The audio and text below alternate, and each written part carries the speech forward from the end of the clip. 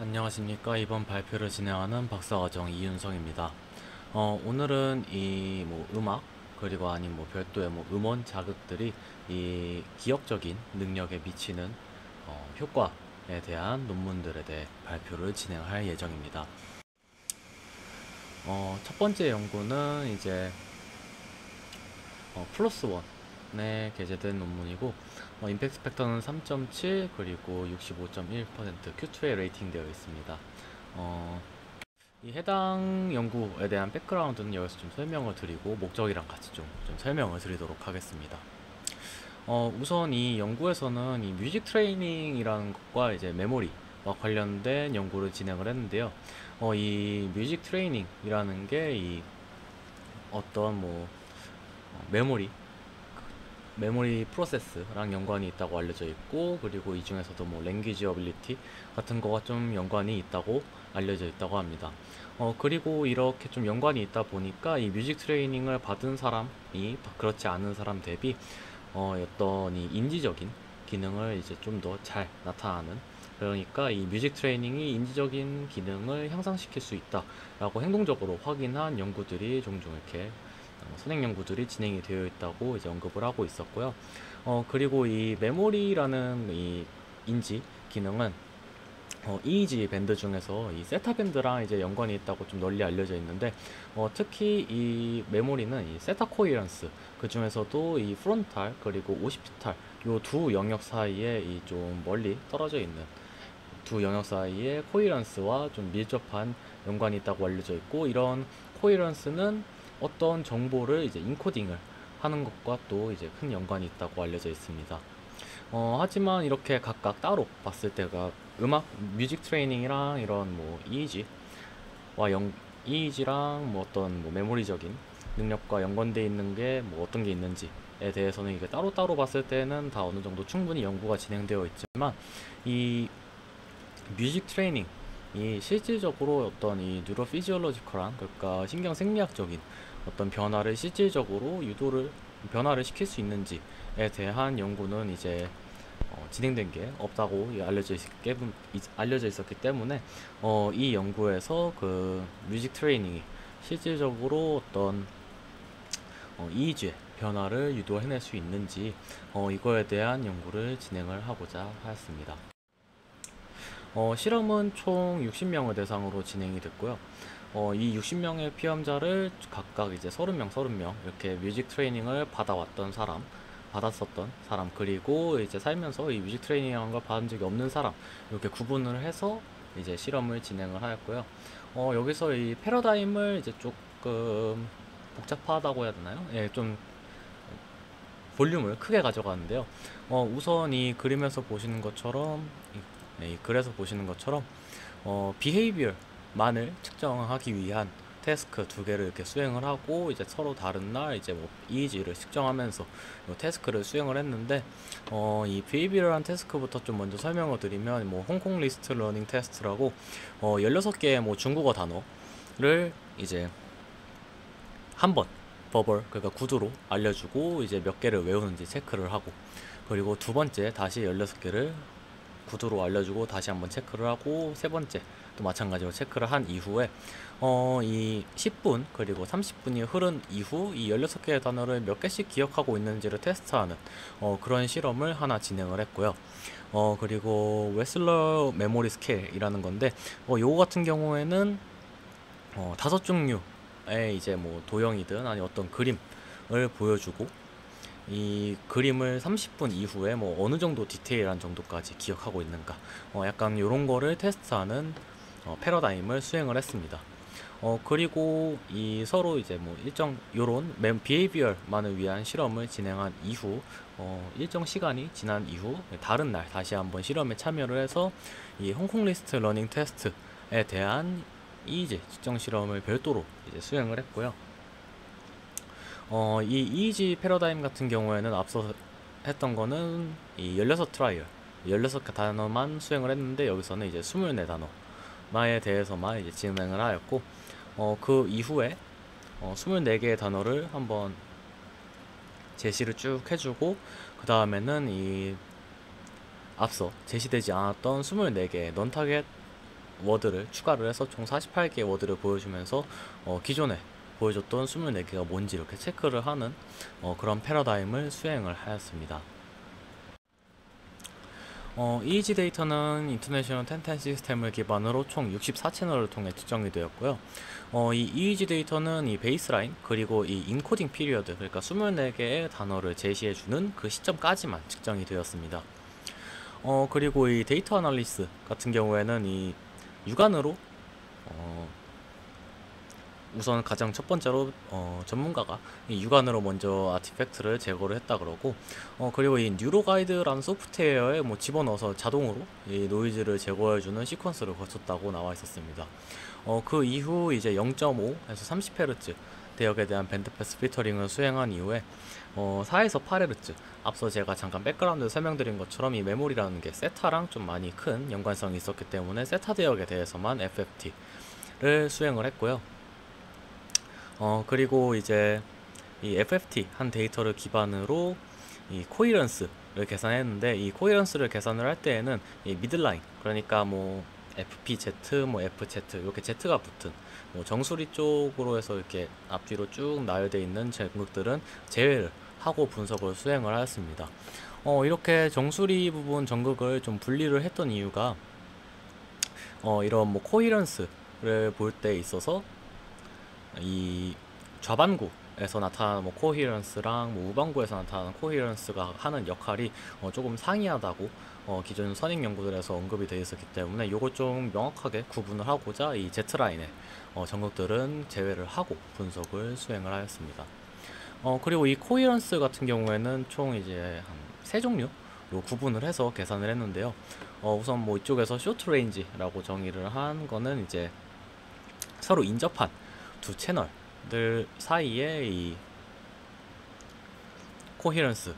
구하는 것, 그리고 롱 레인지는 서로 인접하지 않은 이런 FP1, 뭐 C1 이렇게 좀 떨어져 있는 전극 사이의 코히런스를 구하는 것, 그리고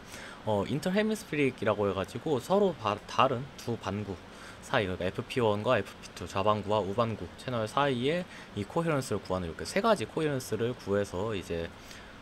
뇌파의 변화를 좀 검토를 하였습니다.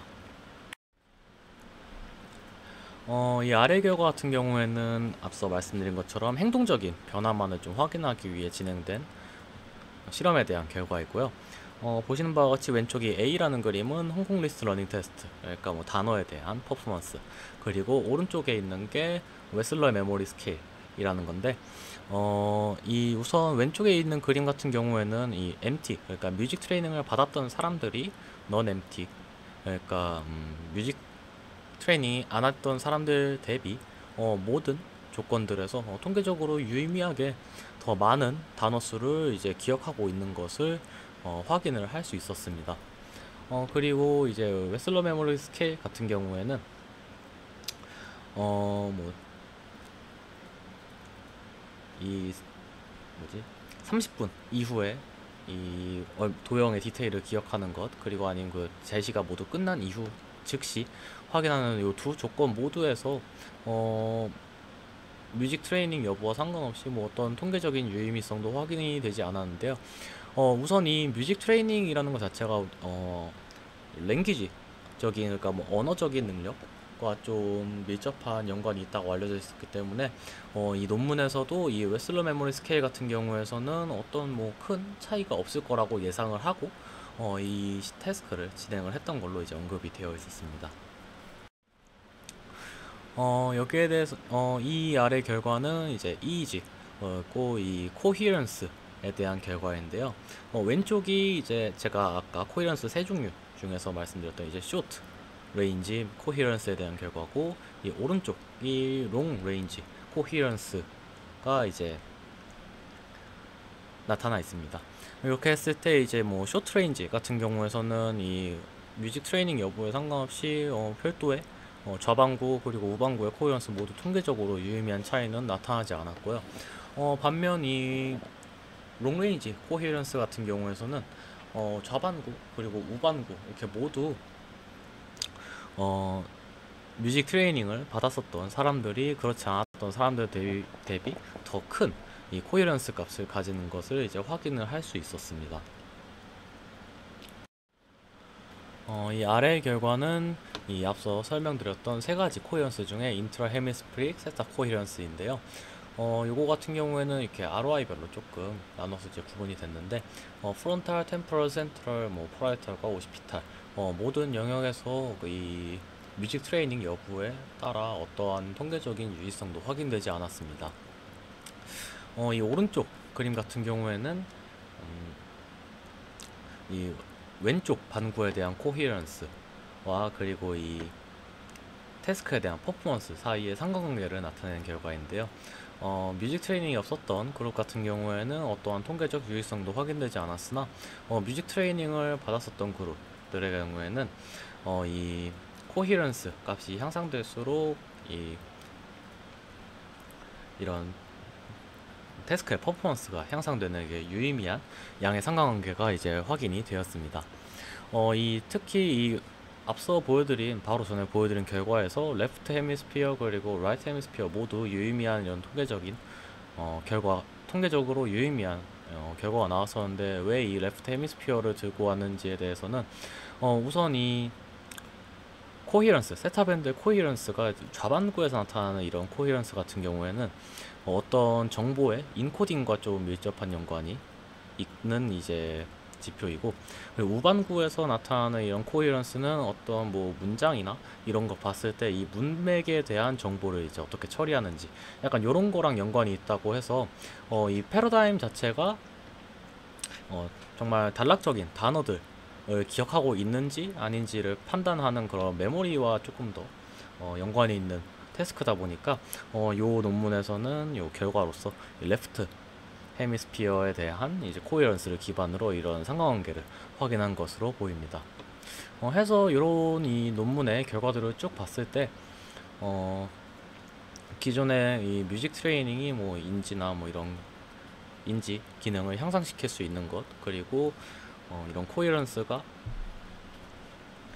어떤 메모리랑 연관이 있다고 알려져 있는 것, 이런 것들을 다 고려를 해서 봤을 때 이 뮤직 트레이닝이 실질적으로 이 행동적인 변화뿐만 아니라 이런 뉴로 피지올로지컬한 변화 또한 이제 유도해낼 수 있음을 이제 확인을 하였고, 따라서 이런 그 뮤직 트레이닝에 대한 비헤이비어럴한 퍼포먼스 향상이 이런 생리학적인 이런 변화에서 기인을 했을 수 있음을 이제 제안을 하면서 이제 마무리가 이제 되었습니다. 네, 이 두 번째 논문 같은 경우에는 이제 헬스케어라는 저널에 실린 논문이고, 임팩트 팩터는 2.8, Q2에 레이팅되어 있습니다. 이 논문 같은 경우에는 이 바이너럴 비트가 이제 메모리에 미치는 효과를 좀 조사하고자 한 논문인데, 우선 이 바이너럴 비트 같은 경우에는 저희 연구 실현 중에서 이제 먼저 발표를 한 인원이 있을 것 같아서 좀 간단하게 설명을 하고 넘어가도록 하겠습니다. 우선 이 바이너럴 비트 같은 경우에는 뭐 이렇게 특정 헤르츠, 뭐 250과 260 헤르츠를 가진 이 음원, 소리 자극을 양쪽 귀에 동시에 인가를 해주게 되면은 이 뇌에서는 이 두 자극 헤르츠의 차이 주파수만큼, 그러니까 10헤르츠만큼의 음원 자극이 제시되고 있다고 인지를 하는 이런 원리를 사용하는 음원 자극이고요. 이런 이 바이너럴 비트가 좀 되게 다양하게 사용이 되고 있는데, 이런 바이너럴 비트를 기반으로 뭐 뇌파가 변조가 된다고 알려진 보고를 한 논문들도 좀 있어서 이런 바이너럴 비트, 그러니까 이 BB를 기반으로 인지 기능을 좀 향상시킨다거나 이런 인지 기능을 좀 향상시키고자 하는 연구들이 좀 다수 진행이 되었습니다. 근데 제가 이런 BB 관련 논문들을 좀 찾아봤을 때, 경험적으로 좀 봤을 때도 그 일관성이 좀 많이 떨어지는 편이고, 이 두 번째 논문의 이거 인트로에서 잠깐 언급하기에도 이런 BB의 효과에 대해서는 좀 불일치성이 존재한다고 좀 간략히 언급이 되어 있었습니다. 그리고 이 BB 관련된 어떤 뭐 연구들 중에, 그리고 뭐 비헤이비얼, 그러니까 행동적인 변화, 그리고 EEG의 변화를 동시에 좀 확인하는 연구, 특히 그리고 이 감마 대역의 바이너럴 비트를 사용을 하면서 이런 비헤이비어럴한 변화랑 이제 이 뇌파의 변화가 실질적으로 존재하는지 검증을 한 연구가 좀 아직 드문 상태라고 이제 언급이 되어 있었고요. 그리고 좀 더 결정적으로 지금 이렇게 좀 불일치성 좀 많다고 아까부터 좀 말씀을 드렸었는데, 아직까지 정말 이 비비가 효과가 있는지 없는지 이걸 좀 명확히 결정적으로 이거 된다 안 된다 이렇게 나눌 수 있는 연구가 좀 많이 안 돼 있었기 때문에 이 연구에서는 이런 상황에서 좀 더 다양한 시도들을 어, 다양한 정보를 좀 제공을 하고자 이 감마 비비의 효과를 좀 검토를 해보고자 하였습니다.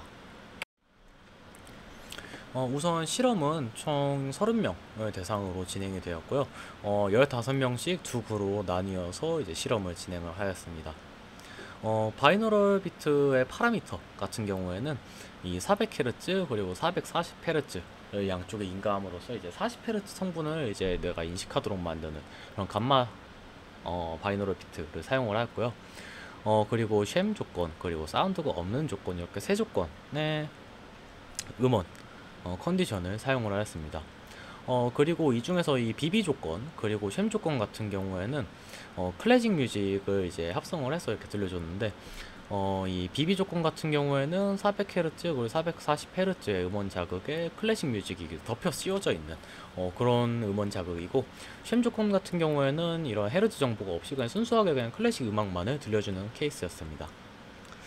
그리고 이제 음원 자극은 이제 태스크를 시작하기 전 10분 동안 인가가 되었고요.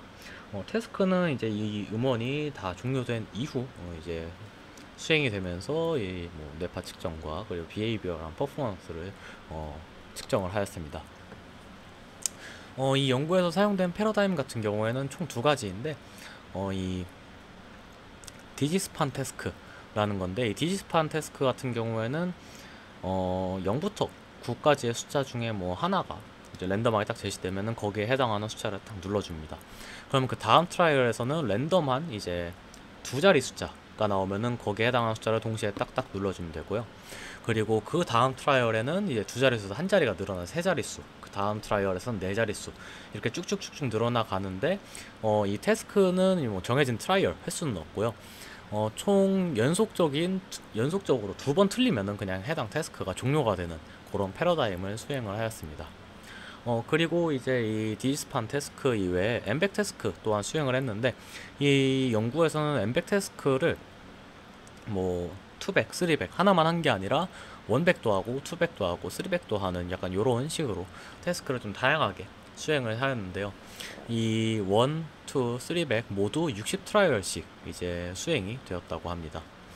이 아래에 있는 그림 같은 경우에는 이 패러다임, 그러니까 실험 조건에 대한 모식도인데, 쉽게 설명드리면은 이제 베이스라인에 뇌파를 측정을 하고, 그리고 음원 조건이 없는 상태에서 이 두 가지 태스크를 모두 수행을 합니다. 그리고 15명은 감마 그러니까 바이너럴 비트를 듣고 메모리 태스크를 하고, 그리고 나머지 메모리 태스크를 한 이후 이제 컨트롤 그러니까 쉔 조건의 음원을 듣고 다시 메모리 태스크를 하고, 다른 그룹은 이 쉔 조건 먼저 듣고 메모리 태스크, 그리고 감마 비비 듣고 메모리 태스크라는 약간 이런 시퀀스로 두 그룹을 나눠서 이제 실험을 수행을 하였습니다.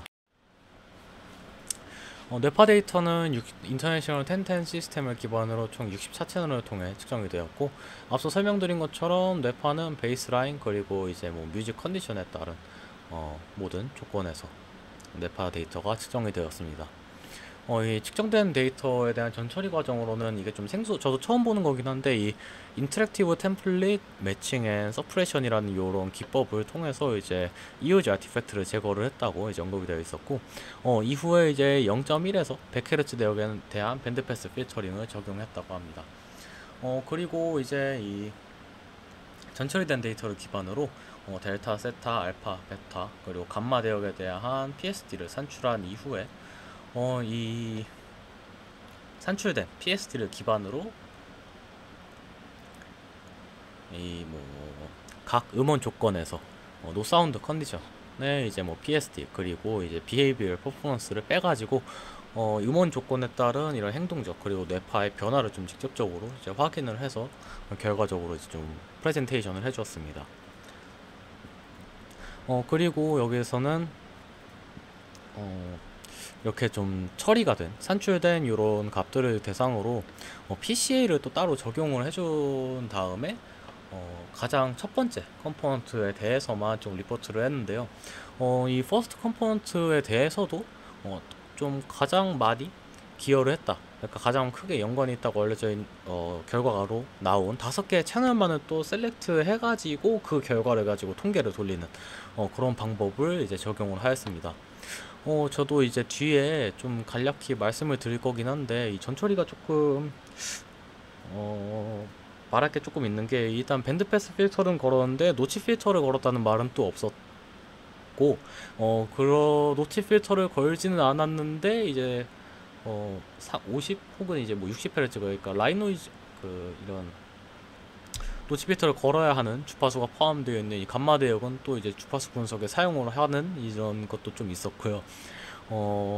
그리고 이 PCA를 적용을 해서 뭐 채널을 고르는 이런 이유에 대해서는 아직 그 논문에 명확히 그 근본적인 이유에 대해서는 따로 언급이 좀 안 되어 있었습니다. 아래는 이제 이 PSD 결과에 대한 그림인데요.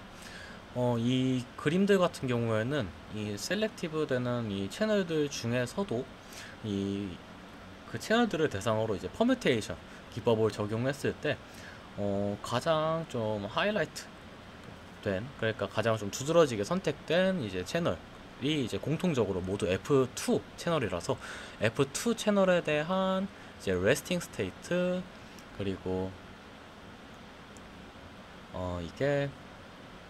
디지스판, 그리고 이제 엠백에 대한 이제 결과를 이제 쭉 리포트를 하고 있었습니다. 여기 있는 숫자들은 그냥 다 p-밸류인데요. 심플하게 이제 좀 봤을 때 어떤 뇌파 측정 조건, 그리고 어떤 음원 조건, 그 주파수 밴드, 그러니까 모든 조건에서 어떠한 경우에도 좀 통계적으로 유의미한 차이가 나타나지 않음을 확인을 할 수가 있었습니다. 아래 결과 같은 경우에는 진짜 좀 심플하게 이제 행동적인 퍼포먼스에 대한 결과인데요. 뭐 디지스판, 그리고 원백, 투백, 쓰리백, 그러니까 타겟이라고 하면 이제 맞춰야 되는 거, 그리고 논 타겟은 이제 뭐 일치하지 않아서 이제 뭐 틀려도 그 버튼을 누르지 않아야 되는 약간 그런 거에 대한 건데, 정말 조건별로 모든 할 수 있는 모든 경우의 수에 대한 비헤이비어한 차이를 확인을 했으나 어떤 조건에서도 좀 유의미한 변화는 확인이 되지 않았다는 게 이 본 논문의 결과였고요. 이렇게 좀 네거티브 이펙트에 대한 결과를 리포트하면서 이 좀 디스커션이나 좀 컨클루전 부분에서는 아직 이 바이너리 비트가 많이 좀 연구가 수행되고 있기는 하지만 어떤 이 파라미터, 바이너리 비트의 파라미터가 메모리 태스크 아니면 메모리 퍼포먼스에 대해 좀 더 옵티멀한지에 대한 밝혀진 바도 없고, 뭐 그러다 보니까 뭐 본 논문에서는 뭐 400Hz, 440Hz를 썼는데 어쩌면은 뭐 200Hz, 240Hz가 더 좋았을 수도 있고, 그것도 아니면 40Hz가 아니라 정말 높은 뭐 80Hz를 쓴다든가, 뭐 약간 이런 식으로 좀 파라미터의 상이함 때문에 이런 좀 파라미터가 좀 명확히 매칭이 되지 않았기 때문에 이런 효과가 네거티브 이펙트가 발생하지 않았나 라는 게 좀 주요 디스커션 내용이었고요. 따라서 이 논문에서는 이런 감마, 이 바이너럴 비트는 이제 메모리적인 능력에 어떤 유의미한 변화도 유도할 수 없음이라고 이제 논문을 좀 마무리 짓고 있었습니다. 이 논문들에 대해서 좀 제가 추가적으로 좀 말씀을 뭐 아쉬웠던 점이나 좋았던 점을 조금 간략히 설명드리면은, 저는 개인적으로 이 첫 번째 논문 같은 경우에는 제가 요즘 이 메모리 관련 실험 데이터를 분석하고 뭐 이제 실험도 진행하고 이랬었는데, 제가 정말 이 메모리 관련 분석은 어떻게 보면 이게 거진 한 2번째 정도밖에 안 돼서 어떤 분석을 할지 좀 막막했는데, 이 코히런스 분석 같은 경우에는 이런 뉴로 피지올로지컬한 근거도 좀 확실한 것 같고, 그러다 보니까 제가 지금 가지고 있는 데이터에 충분히 이제 적용을 할 수 있을 걸로 생각이 돼서 읽는 보람이 있었던 논문이었던 것 같습니다. 그리고 이제 반면에 이 2번째 논문 같은 경우에는 뇌파 분석 기법이나 이런 거에 대해서 좀 많이 아쉬웠는데, 첫 번째로 전처리 관련 제가 잠깐 말씀드린 것처럼 뭐 노치 필터가 없다든가 언급이 아예 없다든가, 그리고 이제 좀 저는 좀 결정적으로 이 자극 조건에 따른 이미지 차이를 검토하는데 뭐 이 PCA까지 이걸 적용을 할 수 있는지 그 명확한 근거도 크게 뭐 구체적으로 언급된 바도 없고 그뿐만 아니라 이 채널도 이 모든 채널을 쓴 것도 아니고 물론 PCA를 사용했다 보니까 뭐 그럴 수 있기는 한데 되게 좀 셀렉티브하게 채널들을 골라가지고 사용을 한 것처럼 보여가지고 상당히 좀 이 결과를 볼 때 아쉬웠습니다. 그리고 이게 뭐 포지티브 이펙트라면은 그러니까 뭐 좀 바이너럴 비트가 정말 유의미한 효과가 있다라는 결과에 대한 리포트라면은 이렇게 뭐 PCA를 적용한다든가 어떤 부수적인 좀 더 복잡한 전처리를 하는 분석을 하는 게 이해가 될 텐데 어차피 효과가 없다는 이 네거티브 이펙트에 대한 리포트를 하고 있는데 그럴 거라면은 진짜 다양하게 뭐 예를 들어서 그냥 진짜 심플한 뭐 앱솔루트 PSD 그것도 아니고 렐러티브 PSD에 대한 뭐 ROI별 분석 아니 뭐 채널별 변화 그것도 아니면 뭐 이제 뭐 PCA를 하는 이 본 논문에 이제 실려 있는 PCA랑 PSD에 대한 결과를 뭐 진짜 정규 뭐 ROI, 뭐 프론탈, 템포럴 뭐 이렇게 다 ROI를 쪼개서 본다든가 뭐 채널별로 본다든가 할 수 있는 게 좀 더 다양해 보였는데 이렇게 좀 더 볼륨을 높여서 함께 레포트했다면은 진짜 좀 이 바이너럴 비트에 대한 뭐 효과나 뭐 어떤 뭐 효과 유무에 대한 근거가 좀 더 좀 크게 제시될 수 있었지 않나라는 생각이 들어서 좀 많이 아쉬웠습니다. 네, 이것으로 좀 발표를 마치도록 하겠습니다. 감사합니다.